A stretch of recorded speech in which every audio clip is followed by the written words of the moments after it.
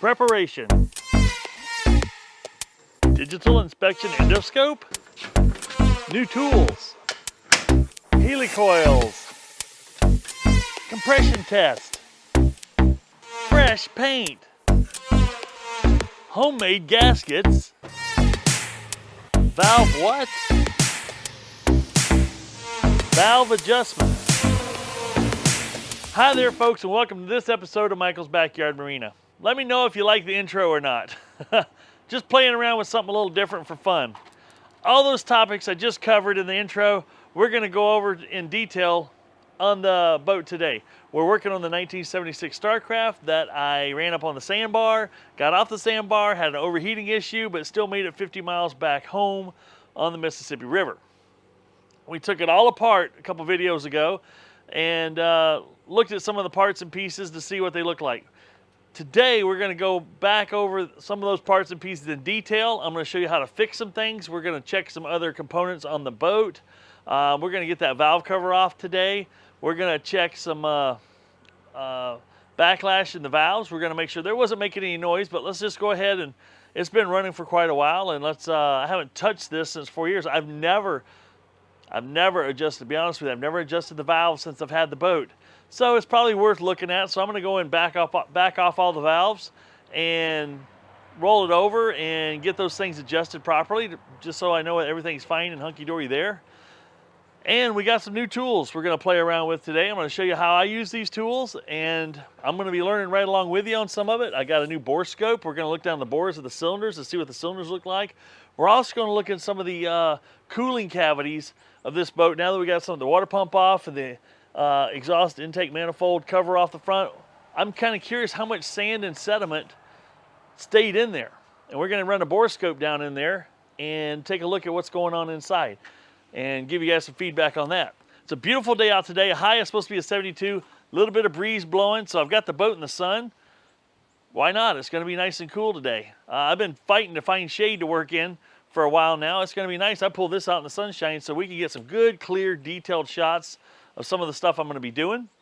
And I'm going to not only show you why I'm doing it, I'm going to show you how to do it. So let's jump in. We got a lot of things to cover today, and we're going to get in there, get them done. So when my parts do arrive, we're ready to put this thing back together. But right now, that's called a lot of this video preparation, because we're going to do a lot of things to prepare for all those parts to show up here on my doorstep, and then we'll get this back together and back on the water, and hopefully get a couple more Mississippi trips in this fall. If it ain't too cold, when the leaves start changing, might be a beautiful thing to run up the river on the northern part of Mississippi, on the Iowa border, and see what some of those leaves look like and some of those bluffs look like in the fall from the water perspective and from some drone perspective. As always, the links for everything I'll have in this video will be linked below. Don't be afraid to follow those links. Some of them will be to Amazon, some of them will be to other manufacturers. This is just where I bought my stuff, and so you can do the same thing I'm doing and follow the same repairs that I'm doing with using the same tools and the same parts. There again, just a quick reminder, I do get a commission off the Amazon stuff. It doesn't cost you a dime more if you follow the links and go to Amazon and buy that part or anything else you buy. It helps support the channel, and that's much appreciated for everybody that does that. I also want to let everybody know, thank you so much for all the comments. I think I have some of the best viewers on YouTube. You guys are so good to me. You guys give me a lot of tech tips and hints on what to do differently and do better. I turn around and try to share that with other people as much as I can. Anyway, we got a lot to do today. Let's jump in. Let's start getting things ready to put back together. All right, guys. One of the things I had when I took this thing apart that happened to me was that I broke this bolt off on the intake exhaust manifold. Now what we're going to do here is I'm going to hit it with a little PB blaster. Let that soak a little bit. We're going to pound on this a little bit.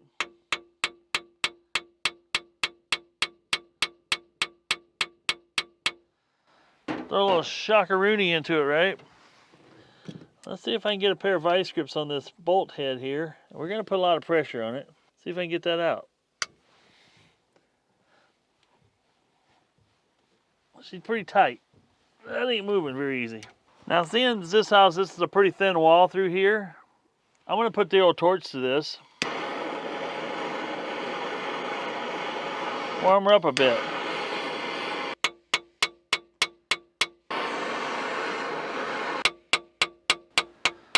Well, unfortunately, that one's going to be a little more stubborn than I expected. It's okay. Now I'm going to go ahead and clean up the front of this gasket surface because it needs it really bad. And I'll tell you what I like to use is a little cup wire wheel. This is a pretty soft brush wire wheel. This little cup one. It makes it real nice to clean these up with.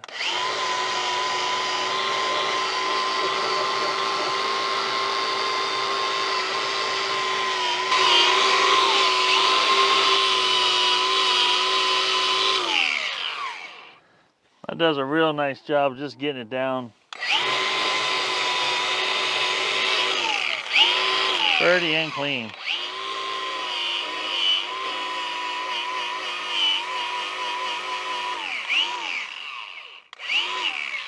I think we're going to get the old gasket scraper a hold of this one. That gasket's burnt on pretty good. These came off really nice though.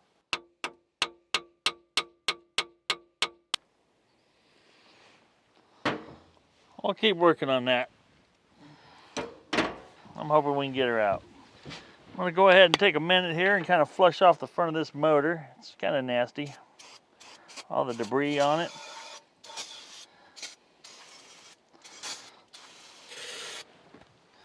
I do like flushing stuff down with this old brake cleaner.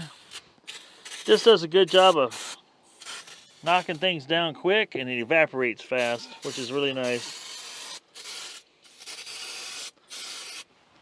And since it's for brakes, it doesn't leave that oily residue behind. Well, a fellow won't get so nasty messing around with this thing. We're going to go ahead and take this old valve cover off and take a look underneath it. There's 5 bolts that hold this valve cover on. 3 of the 5 are finger tight, but that's what happens over time. I'm pretty sure this has like a cork gasket on it, and the cork gasket over time will start to collapse a little bit. There's a real good chance I could reuse this gasket. I've had it on here for a couple years now. I replaced the original one because it was leaking.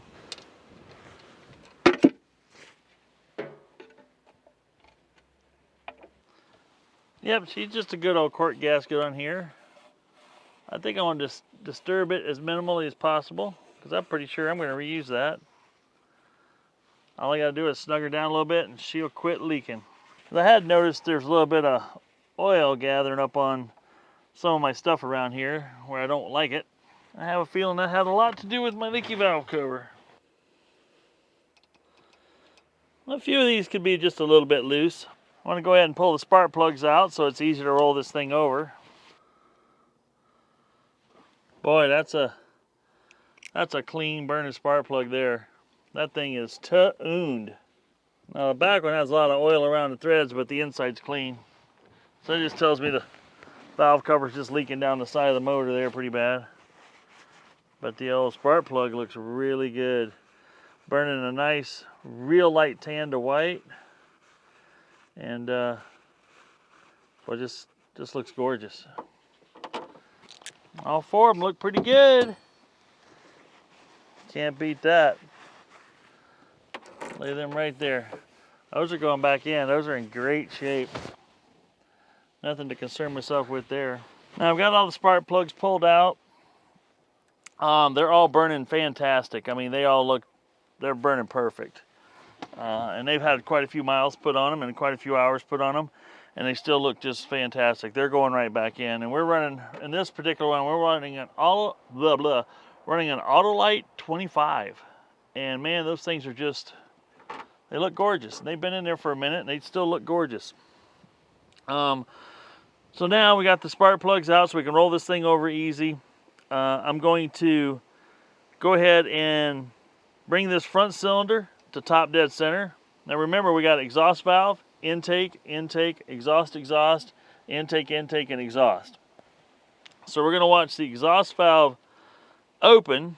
You're going to see this come around and open this way. And then it's going to close, and then you're going to see this open right away afterwards to let the fuel in. and close. And then when you roll it up, the cylinder, so you see the top dead center, and your mark on your pulley here will be up here on this 0 mark. That'll be when you know your piston's on top dead center. And that's when you should be on your compression stroke, and both of these should be in their most relaxed position.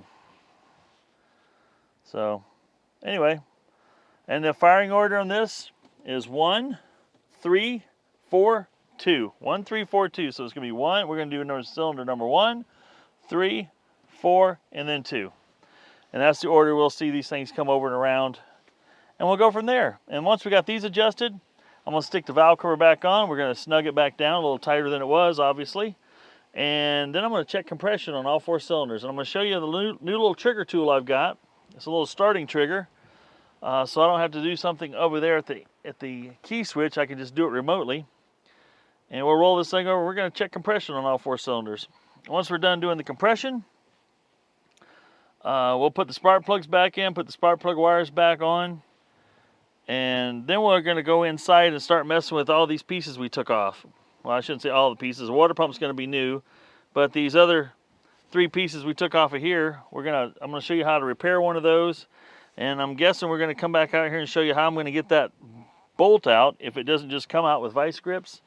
I'm going to have to grind it off and drill it out,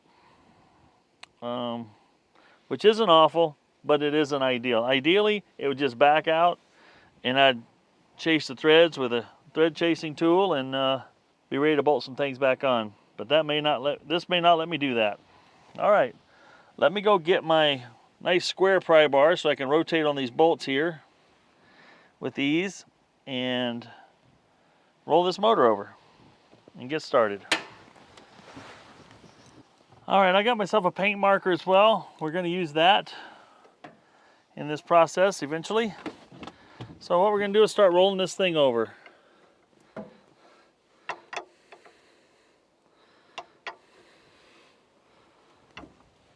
Now I'm watching that intake start to go closed on the number 1 cylinder, the front cylinder.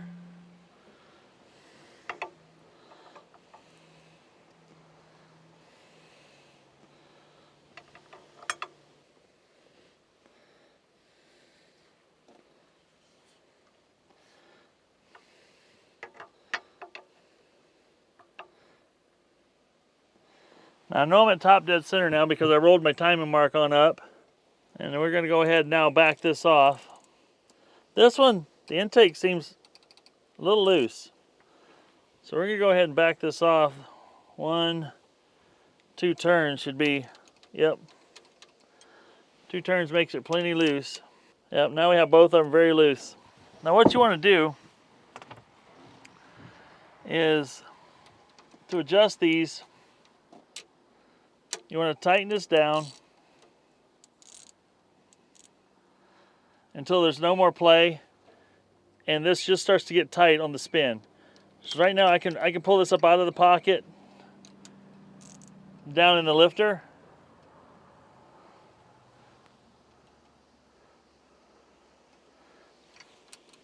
Still loose.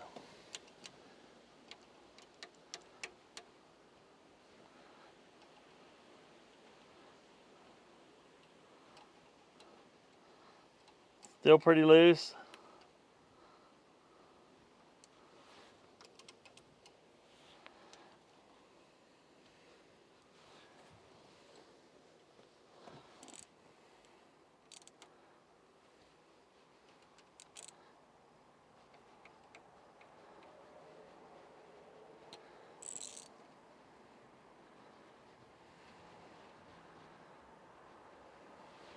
Now right there I felt it get tight. Now that was about almost a turn and a half. I backed it off too. And the reason I say that seems kind of interesting because, yeah, that's right where it needs to be. The book says after you get it down with all the end play out, you go around 1 full turn. On some videos I watched, some guys have done 3/4 of a turn and then a little. I kind of want to go by the book. There's guys that say they've been doing these things for 20 years, you know, and they just do that, and the book says 1. So you know, I kind of want to go by the book. I'm not saying these guys don't have great experience. So I think I want to go 1 full turn. And what that does when you go that 1 full turn, on your lifter, there's an X amount of travel here, right? On that lifter down there that runs on your cam. Now what that's going to do for you, when you turn 1 full turn, that lifter has so much compression in there. By turning it 1 full turn, you've taken up half that distance. And that puts the preload on the lifter where it needs to be, on your hydraulic lifter where it needs to be. So I'm going to just go 1 full turn. So here again, I've got my wrench clocked straight this way, and I'm just going to go 1 full turn like that.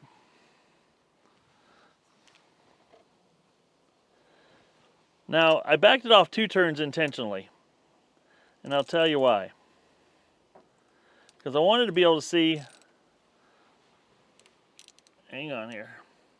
I wanted to see if when it came back around 1 full turn, was it 1 full turn loose? Or was it preloaded 1 full turn? So I'm doing the same thing here. I'm going to go 3/4 of a turn right here. Still got in play. Full turn. Still got lots of in play.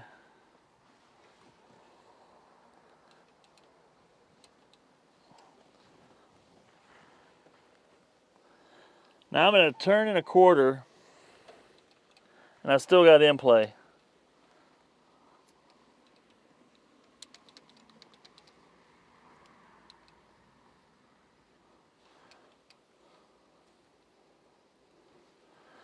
So right there is 1 1/2 before I got the play out of it and got it to where I need to put the preload on it now. So I'm going to go around 1 full turn here. So that tells me these things were, both of these here were a 1/2 turn out of adjustment, which is kind of interesting, right? So that's number 1 cylinder's done. Now what I'm going to do here is I want to put a paint mark on these for 2 reasons. This is letting me know if I get pulled away from this job that I've got these two, this cylinder done, and these 2 lifters are done, or 2 valves are adjusted. It also lets me know if I pull this cover off in the future, and if I see all these pointing the same direction where you marked them, nothing's moved. But if I see some of these nuts have moved for some reason, I know something's wrong. So it's a future indicator, and that's the reason I'm doing it. May not be the reason why others do it. Now our next firing is right here. We've got cylinder number 3. So we're going to watch the, here we go, is exhaust on the outsides, and then it's paired up from there. So you got exhaust, 2 intakes, 2 exhausts, 2 intakes, and a single exhaust on the end. So what we're going to see is the exhaust. So here we got exhaust, intake, intake, exhaust, intake, intake. Nope, I got it wrong. So we got exhaust, intake with these pair, exhaust, and this one will be your intake. So we're going to watch this one when it opens up and closes, right? And we're going to watch these 2 as a pair. So now my exhaust is starting to open. Now it's coming shut. Intake's going down now. Now it's fully closed, the piston would be coming up. Now I'm just going to take my little Allen wrench here. Stick it down the whole length, filling the piston's starting to come all the way up to top dead center.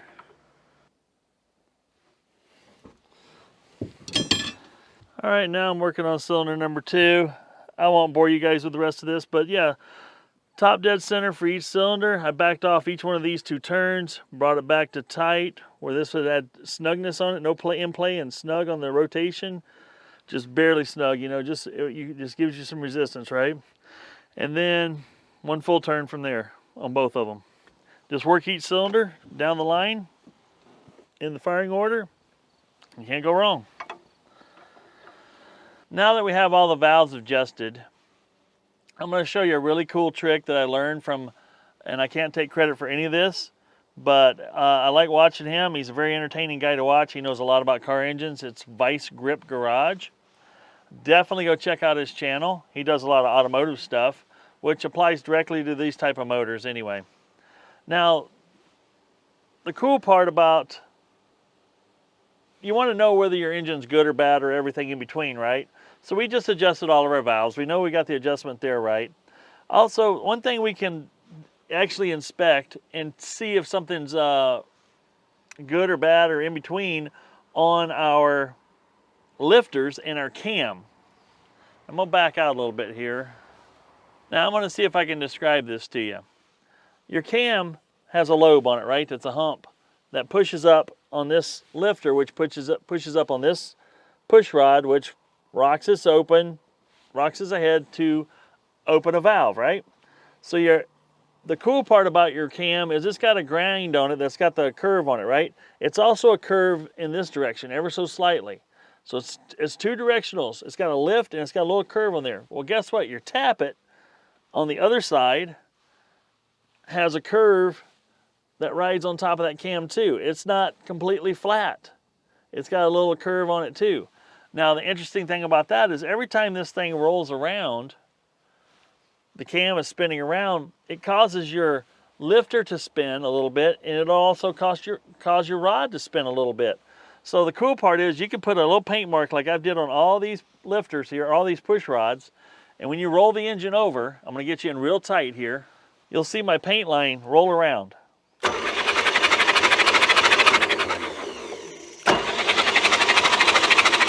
There it comes. See, it's moving. And what you do is watch down each one of your push rods here.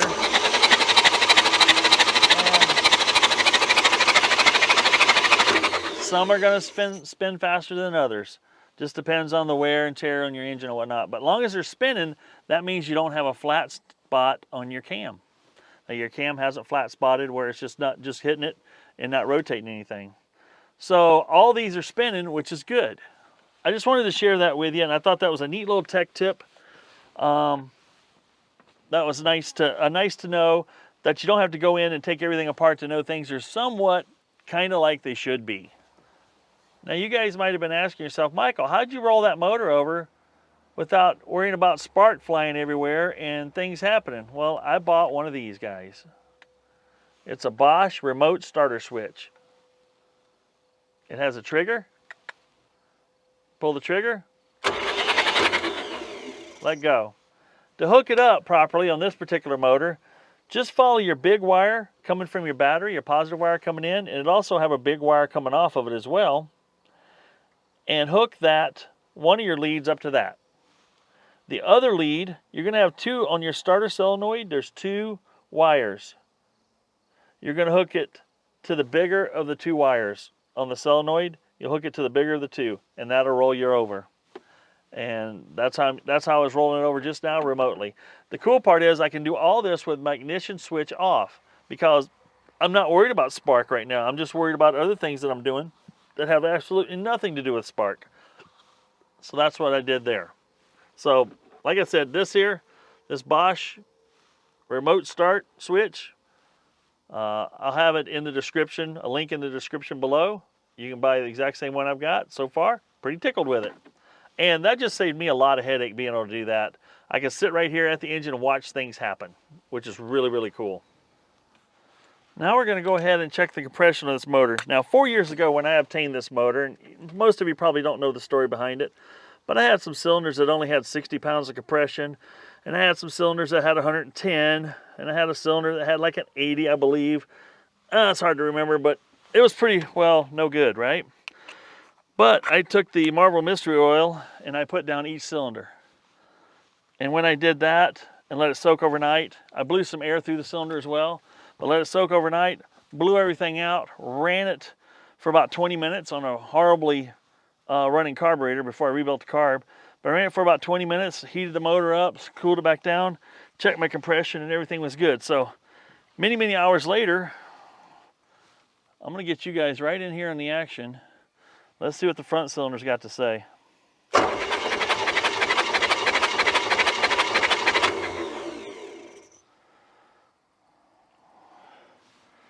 Is that 140? That's 120, 30, 40. Yeah, I would say 140. Real close to 140. Well, that ain't bad at all. That's spectacular. Let's check cylinder number 2. Now, you guys may not believe in that snake oil and stuff, but it does serve a purpose. And in this particular case, you know, it's not going to fix scored cylinder walls or anything like that, but it will help break stuck rings loose from their captive rusty cells, so to speak. Okay, let's go here and see what we got.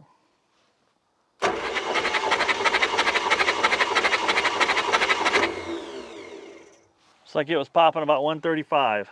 Well, I tell you, for a 1976 motor, this thing is just still amazing.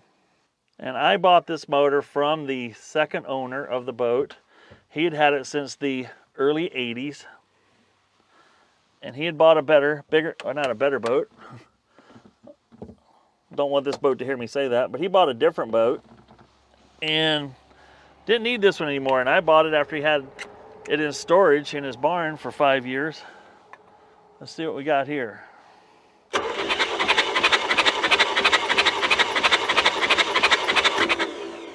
So we got about 120 on that one for whatever reason. I do have a Borescope. We're going to go looking down these cylinders later, which will be nice because I can go, okay, cool. Number 3 is a little weaker than the rest. And we can look at the cylinder walls and go, oh yeah, the cylinder walls might be a little scratchier than the rest too. So, see what number 4 has to offer. Oh yeah. Number 4 is right up there where it needs to be.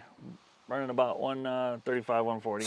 Good enough. So basically, after 4 years of operation, and I would say quite a few hours over the last 4 years of using this motor on and off, and then like you've seen in the last few weeks of us running it up and down the Mississippi River, really putting it through its paces, you really can't complain about that. Those cylinders being where they're at. That's pretty spectacular. You guys gotta love that. This motor will probably keep doing what it's doing for many, many years to come. I'm gonna go ahead and stick the spark plugs back in while I'm down here, and I won't bore you guys with that, and we'll be back. And I'm gonna go ahead and stick the valve cover back on. Really nothing to see there, right? It's just a valve cover with a handful of bolts in it. Nothing special. And we'll see you right after we get done with that. Now I've got all the valve cover back on and all the spark plugs back in and spark plug wires back on. I was messing around, I saw this thing, was like, what the heck? That's dangly loose. What happened there? I don't know. I really don't know. Let's pull some screws off here and see what's going on here. Well, that ain't right.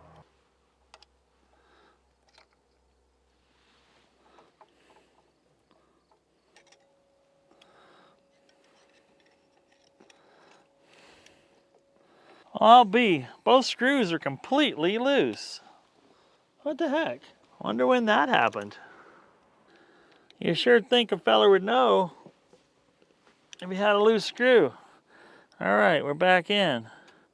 This little arm right here, I know it's probably hard to see because of the sunlight the way it is right now. But there's a little arm here that's flopping your butterfly up top here for your choke. And as you can see, it's a little disgusting in there, so we're going to flush that out. This has a little tin shield that goes in here. Make sure this still moves freely. And what you got on this side is a bimetal spring that when heated up, it moves.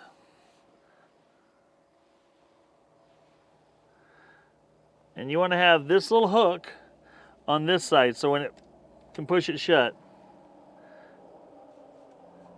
I'll see if I can get you in here to show you what I'm gunning for. Okay, I don't have any of the screws in here that are the keepers that hold this in place.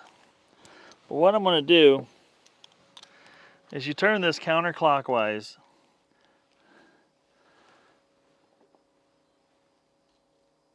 And you see what I'm doing there? That spring is just, because I got the throttle in the forward position, wide open position right now, which is what you do before you start your engine. Typically you give it a pump forward, and that'll let this thing drop shut. So I'm just putting this thing just like that until she just sits there, just enough spring pressure to lay it just gently closed. It's just, I can back this off a little bit and watch. That opens up a little bit, I'll turn it a little bit. Right there's where you want it. What that does is that'll choke your motor for a cold start. As this bimetal spring warms up, it relaxes and lets this thing move to an open position. That would explain a lot about the last trip I had out, why my choke didn't seem to work very well, because it was clearly way out of whack. And that was just from one time out to the next. A lot of people will make the mistake on these things. This is a screwdriver slot.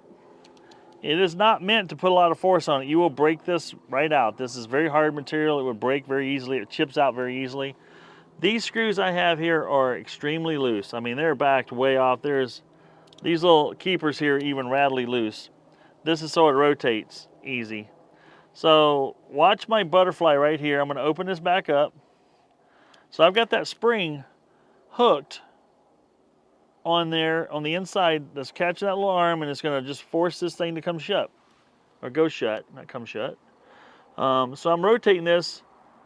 It's putting that pressure on there just to bring that butterfly just right there, right where it bottoms out. Right there is all you need. That'll be your cold start. And then once you do that, then you tighten these guys down. Don't have these things snug while you're trying to do this. You will break this. I've seen a few of them already that are already chipped out, cracked out, and it's like, why?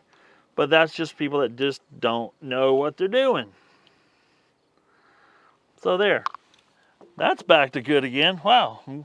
So messing around underneath the engine cover every now and then isn't a bad thing, because you'll discover some of the things that just may not be quite 100% right with your old motor. So we're going to go ahead and put the air cleaner back on.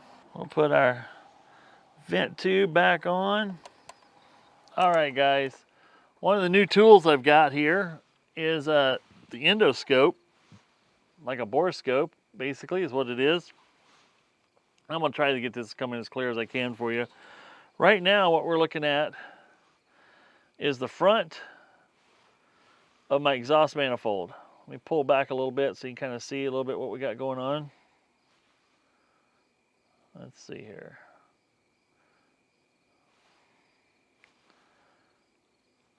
So you can see the inside of this thing. We're going to go on inside here. And I'm using this, and this isn't going to show up nearly as good on the camera as it does on this screen. But I can take this thing and run it all the way back to the back of the bore here, or the back of the intake manifold, and you can see with a great deal of clarity that, yeah, there's some rust and stuff like that, but the sand buildup and stuff that I was afraid I was going to see isn't there. Oh, hitting a spot where I can't see where to go through here. But anyway, down on the bottom here, we can see down in here really well. Gosh, I wish this came in so much better for you guys on the camera. With a screen, looking into a screen, looking into a screen, I'm not sure how this is going to look for you. But yeah, I couldn't ask for that to be any cleaner. So, and also looking in the water jacket, same thing. Down at the bottom of the water jacket, I was worried about there being a lot of sand and sediment. But it's clean as a whistle down here. Just your normal rust sediment from years and years and years of being, you know, an old boat. I couldn't be more pleased, I guess. You know, everything looks pretty good. I'll take a look in the cylinder bore next. All right, I know we were just in darkness outside there, but I thought the screen might show up a little better in the dark than it did in the daylight. So I tried it. So take with it what you will. I know it's the screen. I have to trust me. The video on here is twice as good as what I'm seeing on the screen there, in the camera screen anyway. So we'll see how it looks once I put it up on, start editing it. But yeah, this Borescope endoscope was actually really reasonable. It's got a really long cord on it. I mean, I'm only using 2 foot of it here, but it's probably, I don't know how many feet, 15 feet there maybe. It's crazy long. More than you probably need, but better to have it and not need it than need it and not have it. This thing, when I took it out of the box, and there again, I'm not sponsored by any of these guys. I bought this with my own money, but I'm pretty pleased with it. It was $58 is what it cost. It was reasonably priced. It also comes with it's rechargeable batteries in it. Comes with a charging cable, like a USB type charging cable, and it has a 38 gigabyte SD card, micro SD card, so you can actually, when you're in there, you can actually take pictures. You can snap pictures with this thing as well. So anyway, I just wanted to go in a little more detail on that. Very helpful, Very cool little tool to have. I'm looking forward to looking down the more bores. Now I did look down. I didn't get it on video because it was awkward. The number 3 cylinder was my weakest cylinder. It's only putting out about 120 psi of pressure in that cylinder on the compression test. Looking down that cylinder bore, I could see some vertical lines in there. The rest of the bores looked pretty good. That one had a few more lines. The rest of them had better compression. But that's probably where I'm losing about 15 to 20 pounds of compression. So good to have, good to know. Now I know what's going on with that motor in the bore a little bit better. We've covered a lot of ground on that motor today so far. And I'm giving it a pretty clean bill of health overall. I mean, for a 1976 motor that's never been rebuilt or anything like that, I think we're in pretty good shape. I think there's a lot of years left in it as is. It may consume just a little bit of oil because of those cylinders, but that's okay. That's not going to hurt anything. A little oil consumption never killed anything. Looking at those spark plugs, it's not like this thing is oil fouled by any stretch of the imagination. The plugs and the cylinders are burning really, really clean. So I'm really happy to see that. So I know it means I got the carburetor tuned in just right, and there's no other kind of leaks going on that I'm unaware of. So right now, like I said, clean bill of health. We're going to get all the parts ordered and get it put back together so we can get this thing back on the river as soon as possible. We've got some more work to do here, so we're going to jump into the indoor work now, and I'm going to clean up the parts that I have that I need to clean up and repaint and get ready to go back on the boat. Plus, we're going to cut our own gaskets. There's a lot of these gaskets you can still buy. They're still readily available, but I'm going to go, these are so simple style of a gasket. Why wouldn't I just make them since I already have the gasket material here? And I got a little time to kill while the parts are coming in anyway. I'm going to make 3 gaskets. That's all it's going to take to get this thing going again as far as what I'm going to make versus buy. Let's jump in and start cleaning up some of these parts that we're going to put back on the boat. We're going to wire wheel them clean, spray them clean, repaint them, and getting ready to bolt back on. Let's jump in now. Alrighty guys, I've got this here heavy duty bench grinder, Bison bench grinder from an old store. This thing, believe it or not, is probably 30 plus years old. I got it in my early 20s. Yeah, she's 35 years old. Anyway, just get your wire wheel and we're just going to go after cleaning this rusty mess up and scuff this thing up pretty good. Get rid of all the rusted peeled paint off of it and get it ready for reassembly.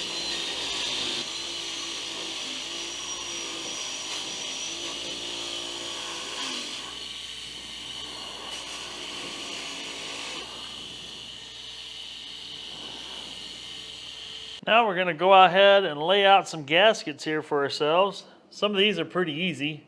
I mean, not much to them, right? So we can just trace them out. They don't have to be crazy precision, just as long as they sit on all the surfaces that's presented. So now we got that gasket. All I got to do is come around inside these holes, you know, leave some meat around it like that. She just seals this end off pretty easy. There we go. We got our gaskets all traced out. All I'm going to do is cut this out with an X-Acto knife and some scissors, and I got my 3 gaskets I need for this guy, for these things. Pretty cool, pretty cool. Hi folks, what I have here is a thread repair kit made by Coil. And what this does is replace the stripped out threads with new threads by tapping it with an oversized tap, and then installing, and these are stainless steel, installing a stainless steel thread insert to replace your threads, which will bring it back down to a 5/16 thread, which was your original thread. Now typically a stripped out tapped hole such as this one here that is stripped out, usually the strip out is almost the tap drill size that you need to run your tap in. Now in this case it shows that I need to run in a 21/64 drill into that hole before I can run this tap in there. So that's what we're going to do now. Now you want to drill this hole perpendicular to the hole that's already there, perpendicular to this face, obviously. Now that we got the hole drilled, we can now tap it. So now you got your little, we got the hole tapped. We got the little thread insert here. You're screw that on. There's a little tab right on the end of this. It's going to catch. You'll screw this right in there. It's going to catch. You drive that right on in, and you thread it right on down. And I've actually already got this one installed now. But you screw it down to the top of that thread insert is at the top surface, and I cranked it down just 1/2 turn, so it's just a 1/2 turn below the surface, so it won't interfere with any of your gasketed surface or your mating surface, to make sure it still sits flat. Now once you have that done, that little tab needs to be broke off, so you just get in there with a punch and you just give that a sharp little hit like that, and it breaks it right off, nice and clean. And you got a repaired thread that's going to be as strong as the original thread, believe it or not. And actually, being that this is stainless steel, it's probably a little stronger than the original thread in the cast iron. So we'll go ahead and put our little bit of tools away here. Now this cost about $28, I think, from Napa. I'll give you a link to an Amazon online as far as what these kits cost. But yeah, it comes with, golly, it looks like a dozen helicoils, so you can fix a dozen 5/16 holes for $28. Now for me, instead of masking off these two surfaces where the gas is going to go, I'm just going to go ahead and screw our bolt in. Let the bolt hold it together.